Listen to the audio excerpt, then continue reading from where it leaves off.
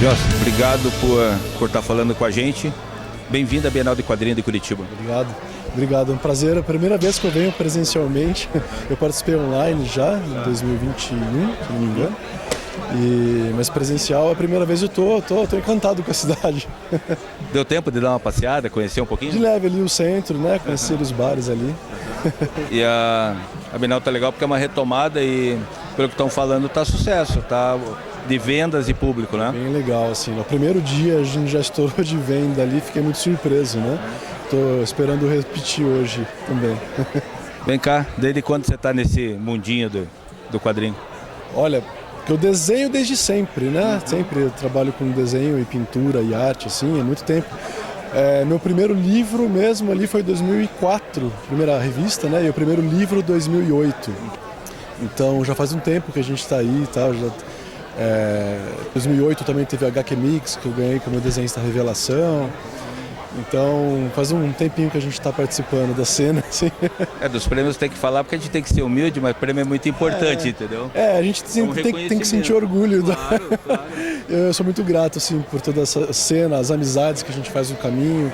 Para mim é o mais importante até desse processo todo. E vem cá, você está com Cidade Submersa. Isso, esse é o... Me fale um pouquinho dele. Então, ele é o meu lançamento, eu trouxe aqui, né? A gente acabou de lançar. É a segunda edição, mas eu falo que ele é um livro novo, praticamente, porque, assim, a primeira edição dele eu lancei em 2001, no meio da pandemia, e ele se chamava A Cidade Submersa justamente por conta de uma pequena enchente que eu tive em Jaú.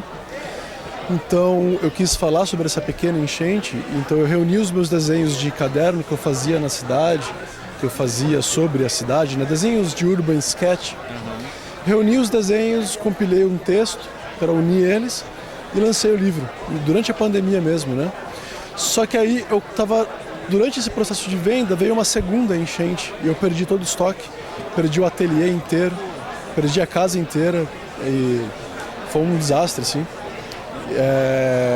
E foi uma série de outros desastres que tiveram depois. Foi difícil me recuperar. Então, justamente nesse processo de me reencontrar e voltar a trabalhar, eu fiz a segunda edição. Então eu peguei a história original, eu já tinha os arquivos, e aumentei. Então eu acrescentei uma parte de quadrinhos antes, que falava como é que eu cheguei ali, e uma parte de quadrinhos depois, contando justamente a tragédia da enchente maior e tal, como aconteceu tudo, né? E aí fiz a segunda edição, e tá saindo agora. Você falou que muda, né, uma arte para outra, vai mudando. Exatamente. Como ela é baseada no meu caderno de desenho, então ela vai mudando de técnica, né? Então tem giz pastel, tem aquarela, tem colagem, são coisas que saem do caderno mesmo, né? E aí a história eu vou amarrando com a história, com o texto, todos esses desenhos. Até que chega finalmente nessa parte final da enchente final, onde eu retomo em quadrinho e é todo em aquarela, né? E aí eu vou fazendo uma metáfora, né, com a cidade, né? Por exemplo, a cidade chama Jaú por conta do peixe Jaú, mas também tem uma fábula de um indígena que se chamava Jaú. Tem várias histórias assim, né? Então eu vou fazendo esse resgate dessa história, esse folclore da cidade e fazendo uma comparação com os dias de hoje. O peixe vai voando pela cidade e eu vou sempre fazendo essa comparação da cidade submersa, o que eu penso da cidade, a enchente real, a enchente metafórica e assim eu vou traçando o que eu penso a respeito de... Você está em Jaú ainda?